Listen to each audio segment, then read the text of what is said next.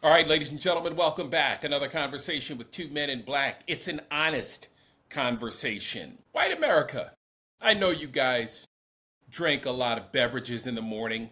I want you to wake up and smell the coffee. I want you to start drinking the coffee again. Put the Kool-Aid away. Stop drinking the Trumpstein Kool-Aid. Oh, by the way, we're back on the Epstein files, okay? The wag the dog moment is over. Alaska is over. Trump now has his marching orders from his daddy Putin. And we are moving back to the Epstein files because Congress will be back in session soon. Although Little Mike, as I like to call him, thought that we'd go into recess and then come back into session and everybody will have forgotten about the Epstein files. Well, we have not. Congress has not. Many Republicans have not. The QAnon crazies have not. And by the way, there's no crime problem in DC. Let's begin there with our senior political analyst and Uptown point guard. Brock Ganeles joins us from high atop the Hudson River Valley with a perch on what's happening in our nation.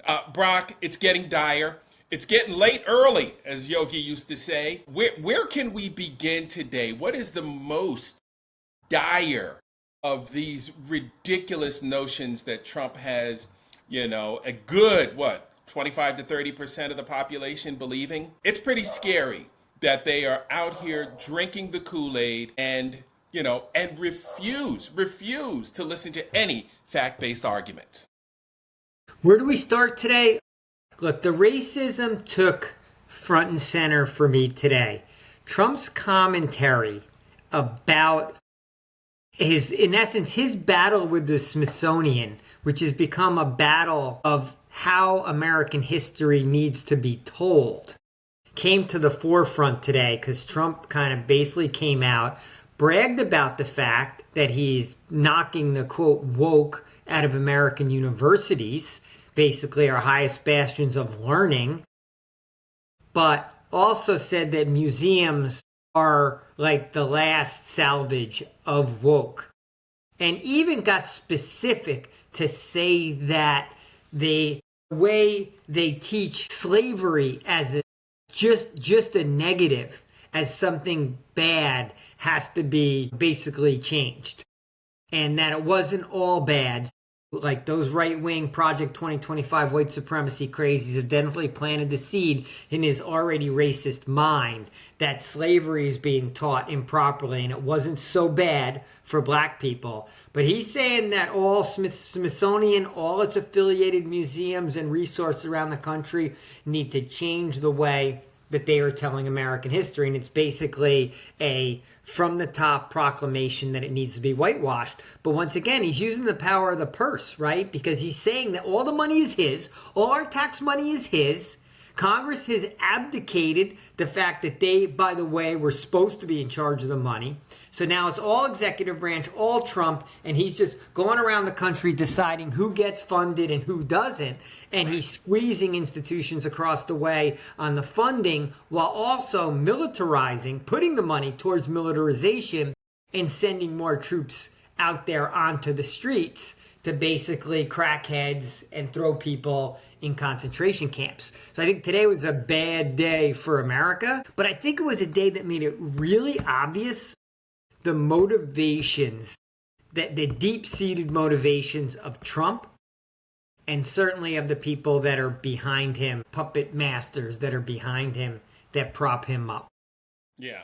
And he's also been saying the same thing about the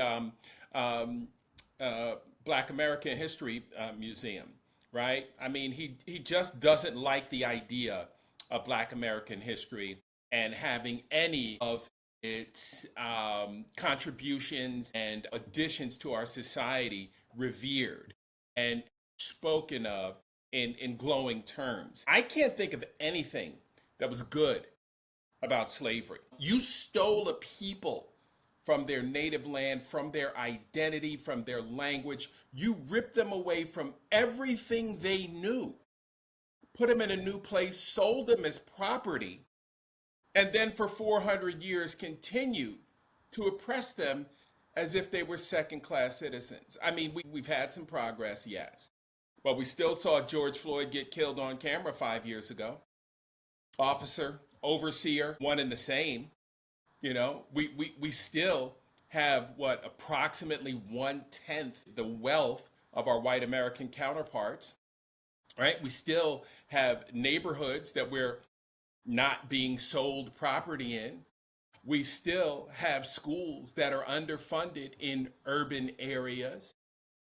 We are still over policed and incarcerated at a number, what, 3 to 4 times our white counterparts. How can we make up 13% of the population and be 49% of the prison population?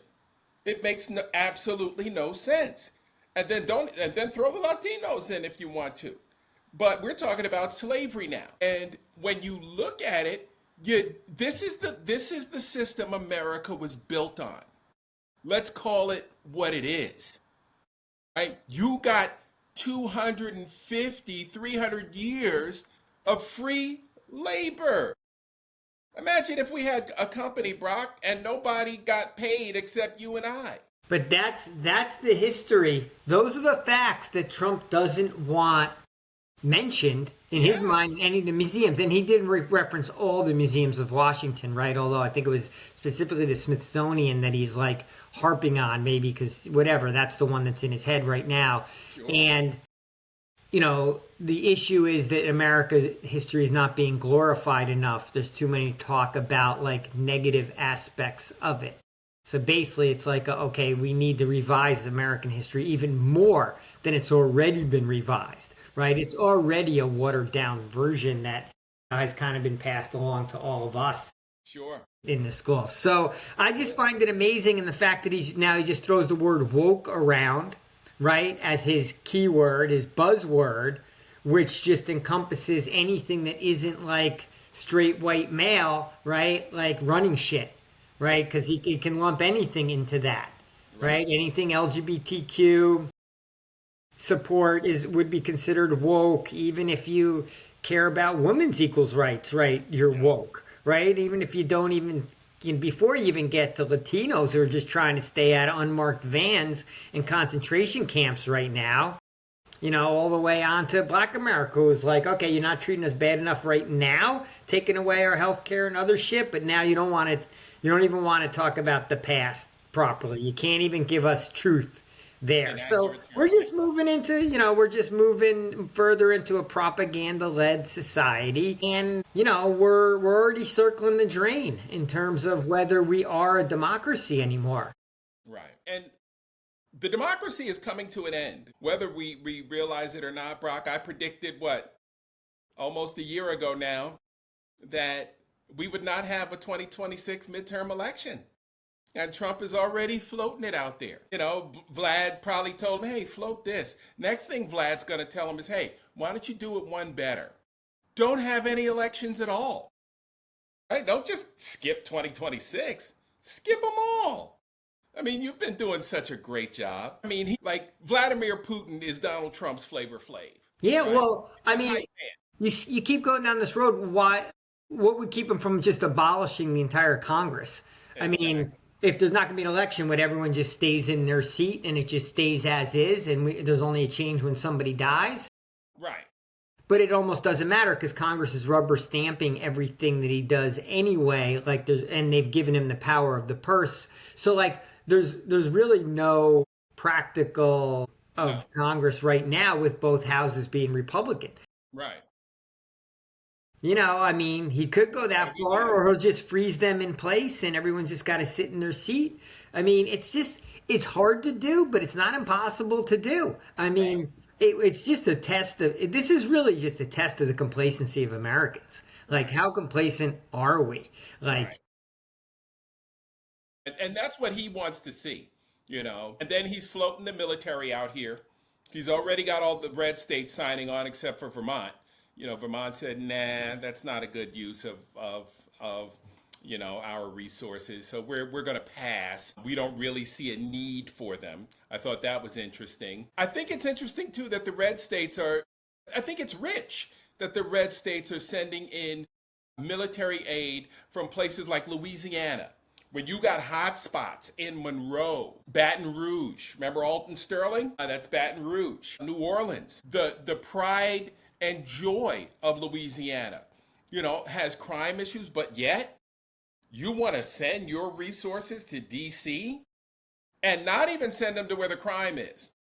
I caught an interesting interview on YouTube with a former police chief in Washington, D.C. And, he said he's getting phone calls. Hey, where are the troops from the neighborhoods that actually could use them? Right? Right? Because, look, police rarely solve crimes. But the fact that they're out there is a deterrent, right? If I'm about to carjack somebody and I see two police cars sitting there, I'm going to keep it moving, right? Because I don't want to get into a chase. I want the car because I'm going to sell it for money and whatever else criminal enterprise I'm engaged in. It's all about a deterrent, right? So why aren't you in the places where there is actually a need for law enforcement reinforcement, right? Oh, I forgot. Those are the black and brown neighborhoods. Get out of here.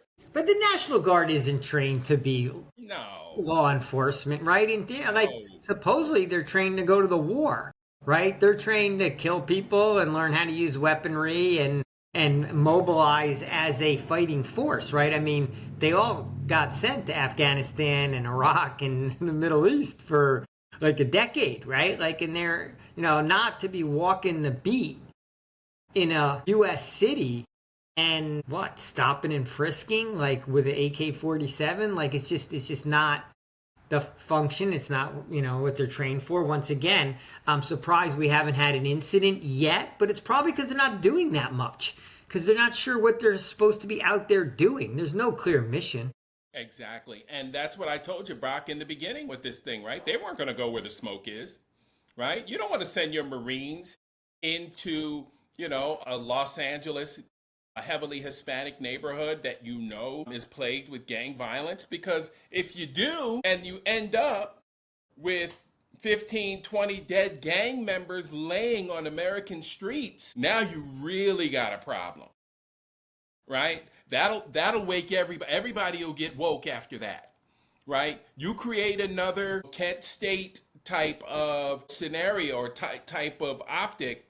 Now you're going to get everybody fired up all across this country, because whether or not they had weapons in their hands or not, our military is undefeated pretty much, except for Vietnam and Afghanistan, right? We're like 14-2, right?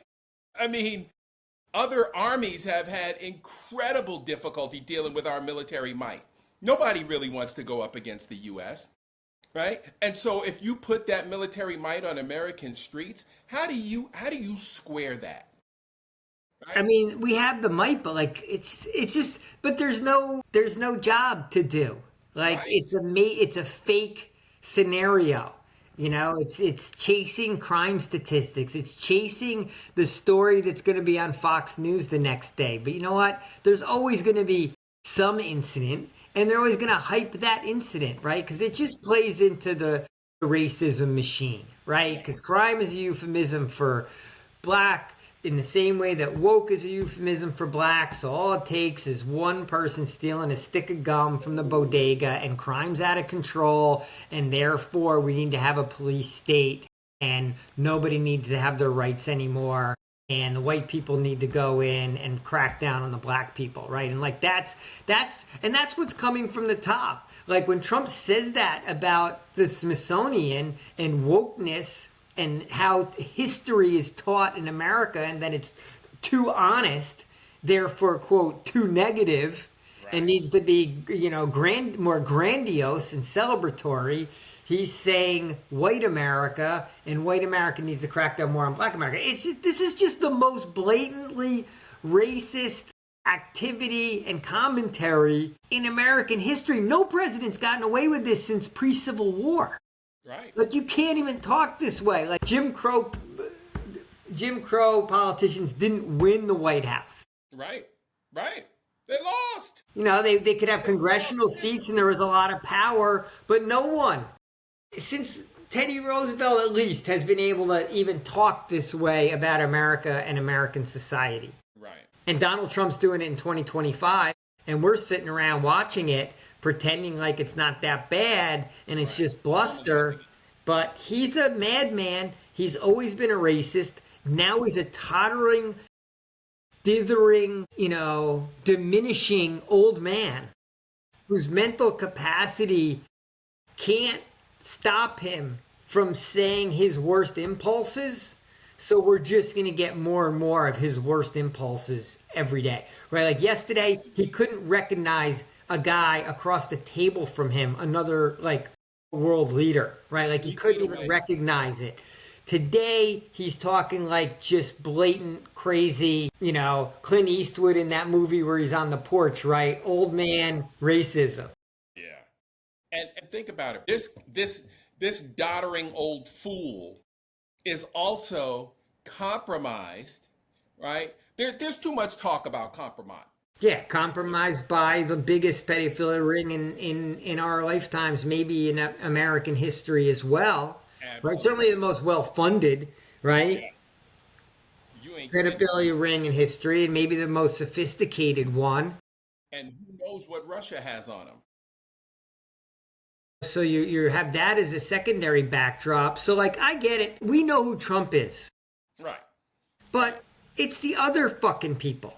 Like okay, like I'll go back. Okay, Mike Lawler, you're like a 40-year-old guy. You know this is all fucking off the tracks. What are you getting out of this at this point? A congressional seat? What is the true benefit to you? You don't have power. Exactly. Like you have a job, but you don't have power. You have to play along with what you see as an entirely derailed America. So really, like, there is no middle of the road. There are no independents. There are no people that should be sitting at the Iowa diner who can be persuaded. Like, this is so black and white. You can't pretend like you don't see it.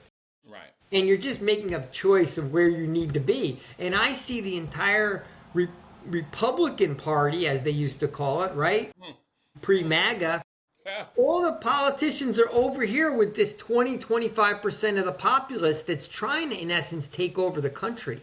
Right. And they're all huddled over here with that small group.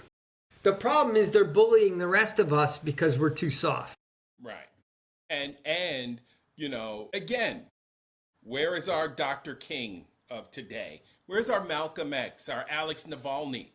Where are the Mother Teresas? Where are the heroes that used to stand up in the face of tyranny? Where's John Lewis, our John Lewis of today, who walked across the Edmund Pettus Bridge only to be fire hosed, attacked by dogs, and beaten with billy clubs? Where are the people willing to make this? See, nobody wants to get rid of their big SUV, their house with the nice picket fence and 3-car garages and all the fancy trappings of success, right? Nobody's willing to stand on the Washington Mall in front of 250,000 people and talk about the dream that they have. A more fair America.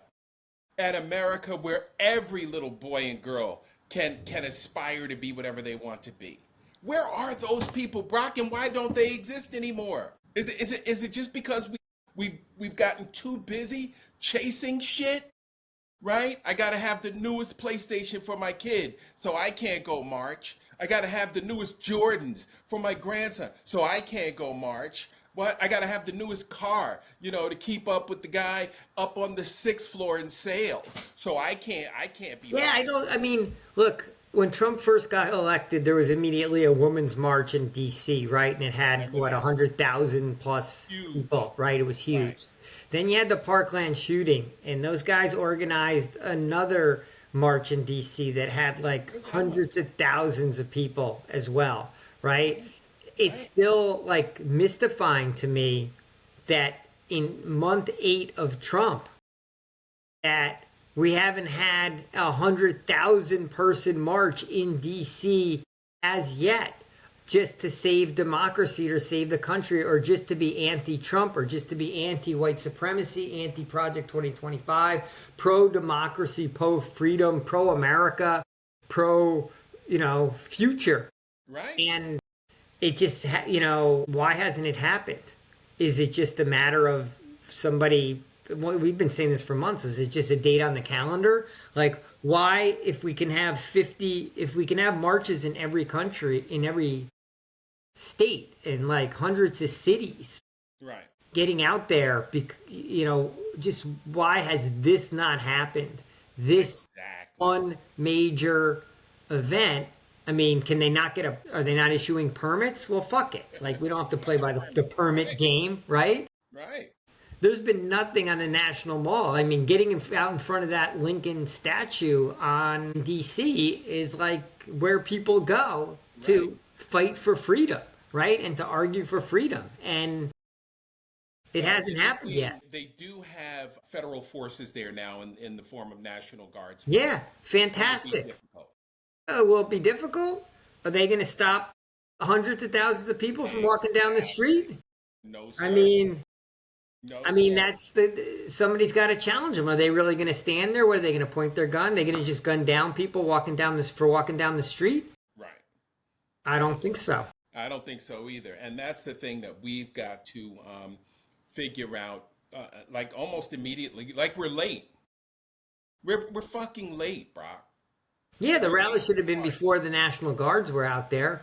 But now are people going to say, "Oh, we can't go out there because the National Guard is there," and call them martial law? And I'm like, well, what's going to get worse if that happens? What's going to be worse in America? You tell me, like, well, because shit's happening every day. Like, now we're changing our history. We're taking, I mean,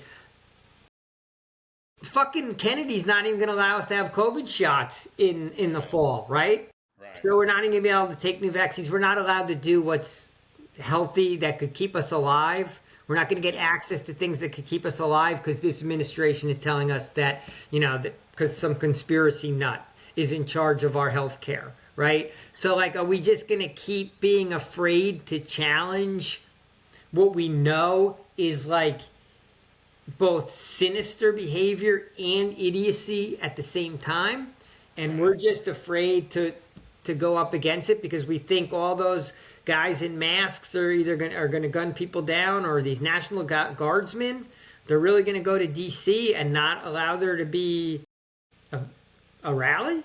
Right. People can't assemble. Now there's no right to assembly anymore in America. Right to free speech. People can't give speeches. Oh, because we don't, we're now down to, the First Amendment. Right. It's a joke. I mean, and again, all our rights are being whittled away. Project 2025 moving right along. Again, when we talk about voting rights, they're getting rid of mail-in ballots, right? They're getting rid of mail-in ballots, and Republicans use mail-in ballots more so than anybody else. But again, this is just a precursor to no elections in 2026. And, their policies are so... And then they'll sit there and tell you till they're blue in the face, our policies are great. Why are Democrats fighting us, and need all these policy changes if they've got good policy? Look, it's a propaganda game. That's like the Nazis running around in 1938 Germany, saying, why is anyone complaining? Like, we're just, cleaning up the streets, and we're just like sort of, purifying the nation, and we're just like making it more, a better place for, quote, real Germans, right? Like, I mean, this fucking whole dialogue is not new, right? It's just a regurgitated version of shit we've heard in other oppressive societies, right? It's the same shit. We quote, we didn't think it was going to come here. That's, maybe we thought that we had a too strong a system. Clearly we don't. We don't because we don't have a strong enough citizenry. Right. And we got a racist country. So put those two together. But I guess I'm pissed at the world right now. I'm like, where are the young people? Like, they don't give a fuck, right? They're just watching Love Island, as we talked about like yesterday, as if like they're in some fantasy camp. Like, they don't like see what's going on around them. I mean, I can't wait for the students to go back to DC and go to all those colleges and see troops around. And I hope they get scared shitless. I hope they're intimidated and afraid and all that, because that's the wake-up call that's needed for maybe a light switch to go off and go, wait a second, this is what America's going to be for my next 60 years? Right. Like, why is this, some 80-year-old guy is like sent troops out to walk around my fucking campus? Right. I mean, it's ridiculous, bro. And again, if God forbid one of these students get hurt by one of these yahoos out here, it's going to really reverberate around the world again, right? If something happens to one of these students, or if these students are being harassed, or if these guard troops just happen to end up at at UDC or at Howard U, one of the predominantly black institutions, it'd be really interesting to see what happened if something pops off and some of these students get hurt. It's gonna have to be big, and it's gonna have to be on camera, because like there's a lot of videos out there, right, of ICE running around tackling people, this and that. There's no shortage of video footage of what's going on in the streets, at least of some of America. I guess it's not enough of America, and it hasn't been shocking enough to shake up the people. Right. Yeah, frustrating day on a lot of fronts, Mark. Yeah, I kind of had the same mood, same kind of energy, just listening to Trump, just spew lies in the face of world leaders. And you know what that tells me? You have absolutely no respect for leadership. No respect, but no fucking even handle of what's going on. And he's not even living in the same reality as anyone else in the room. And I'm pissed at everyone else in the room. The fucking media is an embarrassment. American media is an embarrassment. Because they won't ask the questions, they won't write the stories. They'll literally play along like this is like, just a game that they need to play along with. It's just a game that's being played. It's a Washington game, and they're playing a game of then reporting it to get the clicks and the hits to keep the job. Yep. And you know what else struck me today too, Brock, was the whiteness of the media that's covering Trump. Rachel Scott stood out the other day with her question. Yeah, she asked the hard question. Yeah. And, she's the only one, right? Everybody's kind of looking at her like, how dare you ask that question? And they're probably thinking, how'd you get in here? Right. Exactly. We won't see you tomorrow, right? Exactly. Did that press? A phone call went out to ABC News to say, hey, get this woman off this beat, or we will, right? And the other thing too, Brock, is that, when you look at the media makeup and how predominantly white it is, they don't understand the issues that are going on in DC, the hot spots for crime, because they don't frequent those areas. They don't care. And they don't know any black or brown folks, so they wouldn't know where the hot spots are, right? Yeah. And again, I believe your quote was, white America is not invested in the success of black America. No. So why would you care where the hot spots in crime are, right? So when they sit down for their editorial meetings, at 2:00 in the afternoon, and they discuss the night side stories they're going to cover, they're not going out to Southeast DC to talk about the crime. They're not going to up Rhode Island Avenue to see where the hot spots are, where the drug spots are, where things are jumping off, carjackings. They're not going up there because they don't even know that those spots exist and probably haven't been there. Yeah, why would they? It's not the story they're going to tell anyway. So exactly. It's this, it doesn't even... It doesn't impact them. Doesn't impact. It doesn't resonate. They're not being encouraged to do it. There's no reward in doing it. So they're just playing into their little reward system, and it keeps us in a small prism and a small viewpoint of America. But I'm really curious to see how the press reacts to these Smithsonian quotes that are so blatantly, just so overtly. And I mean, it sounds like a Klan leader speaking to his, burning a cross out in a field in fucking Alabama or something. This is what a Klan leader would be saying. Right. And, it's the fact that he thinks that he can say it and get away with it tells us everything we need to know. Because he did, and he did. Not just get away with it, that he's actually going to been able to enforce change. Yeah, to force change. He's just going to bend American history to his will. Right. And it's sad that we are willing to subject our children and the next generation to this. Yeah, everyone has to be fighting on every front. Look, the mayor of Boston was out hard. There's that Texas senator who they locked in the building down there. She's making a lot of noise. Of course, woman of color, mayor of Boston, Asian woman of color, right? Are out there, just, fighting, punching back, arguing back, but not enough of them, and not enough white people still. Right. Right. All right, buddy, you got a quick hit for me? I do. I'm going to recommend the Netflix documentary on Ed Sullivan. It's like Ed Sullivan, right? You know, we know Ed Sullivan for introducing the famous clip of the Beatles, right? Hey, and here they are from Liverpool, Hey, like right? in 1964 on the Ed Right. Sullivan Show, and all the women screaming in the crowd, right? We've seen that footage 1,000 times in our lifetimes of the British invasion Right. of the Beatles coming to America on the Ed Sullivan Show. Right. You start watching the show and you realize Ed Sullivan is like one of the great civil rights leaders in American history in the most subtle and simple way. Wow. Portchester, New York, played high school sports in Portchester. No way. And he said when he played segregated, it was desegregated. So he played against black guys. So as he got into the entertainment business, he's like, I just didn't get it. Why are there any people out there saying that we're all not just the same and as good as each other? Like, that's not my lived reality. Right. So he gets this TV show on the Ed Sullivan Show, and he brings on more black artists than anyone ever. Watch the footage. It's incredible. I had no idea of him bringing Harry Belafonte on there when no one wanted him on there because they consider him a communist because he was too radical. This is like 1950s America. His show started in 1947.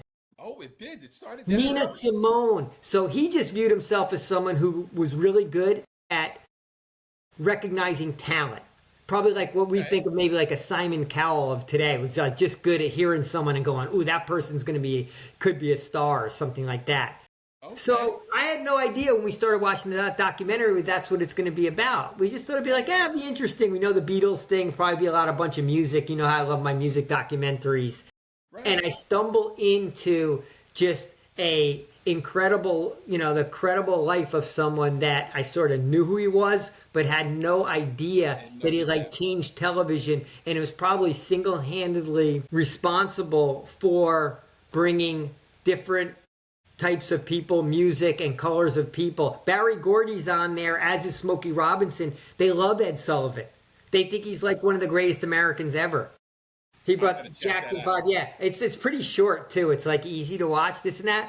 And I didn't know that's what I was going to watch. I just thought it was like, it's kind of a music documentary. This would be kind of entertaining.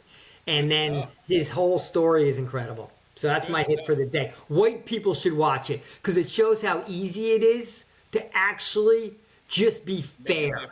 He didn't think that he wasn't going out of his way to bring, he wasn't doing DEI. Right. He wasn't like trying to bring on lesser people onto the show. No, he was thinking, I'm finding the best talent out there. I mean, I don't care what color they are. He was just being fair. He was just being equal. And by being just equal about who was able to be on his show, and he just picking the best talent, it was considered groundbreaking. It shows how easy it is as a white person to actually just be fair and equal and look at things just in a simple way. Yeah. Just get the bias out. You don't have to have the bias. It just doesn't have to be there. Speaking of bias, I got a media quick hit for you as well. ESPN has chosen not to air the Spike Lee joint on Colin Kaepernick due to creative differences. I guess they don't like the way the story is being portrayed when you actually deal with the facts. No. Yeah. Remember what happened? The Republicans hijacked his message, right? Because he said, look, I'm taking a knee against police brutality, right? And they made it all about the flag, all about the disrespect for the U.S. And if you ever watch the Netflix Colin Kaepernick series, it gives you some interesting perspective into Colin Kaepernick's life and the way he was raised by white parents and the things that they could not understand. For example, getting his hair done. He wanted his hair to look like Allen Iverson's. And his mom and dad had nowhere to go, no idea where to take him to get his hair done. Right? Because they didn't understand, right, the the meaning of the crown in the black community. Man, hair is a multi-billion-dollar business in the black, as it is in every community. But in the black community, if you ever go to the Bronner Brothers hair show, or just look at the videos on YouTube, and you see the creativity, and you see the stylists and artists who do things with hair, Brock, you would be shocked. My grandson is 12 years old, and he's got the twists in his hair. Cost him about $150. Per visit to the hairstylist, right? Like, people do not play when it comes to their hair. So, and it's a cultural type of significant moment in that series, which helps him understand, hey, I'm not like the others. I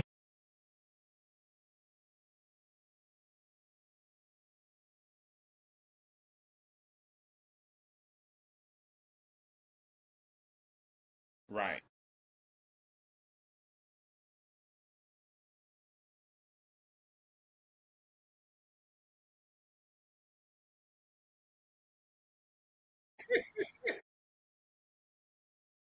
I mean, hey, bro, it's excessive to me. $150. I'm buzzing it myself now, saving Right. $20 a pop. Okay. It's a different generation. I get it. I shouldn't have said a word. And he's into his hair. He is into it. He likes it Okay. looking good, and I he don't. likes it twisted I up. do not begrudge anyone doing anything that makes them feel good about themselves. Yeah, but So it's who's cutting the $150 check that I have issue. boom. But yeah, and Colin Kaepernick, his story will not be, the revolution will not be televised on ESPN. Mark, look. I love Colin Kaepernick. I think he is one of the great civil rights leaders of our times. I would love to see Colin Kaepernick come out and be the Martin Luther King. He can He's do a it. lightning rod, but you know what? Fuck it. White supremacists hate him already. It doesn't matter. I And think he's Kaepernick financially is secure. he's really smart.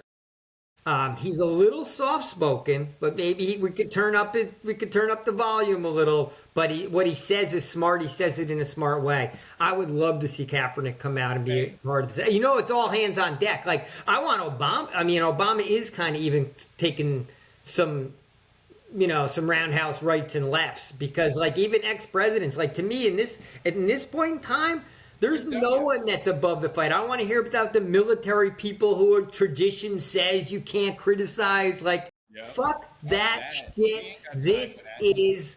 We're in wartime mentality. Wartime. Yep. Yes, sir. All right, buddy. All Good right, always a stuff. pleasure. Yes, Okay, sir. See you talk to you tomorrow. tomorrow. Bye. Peace.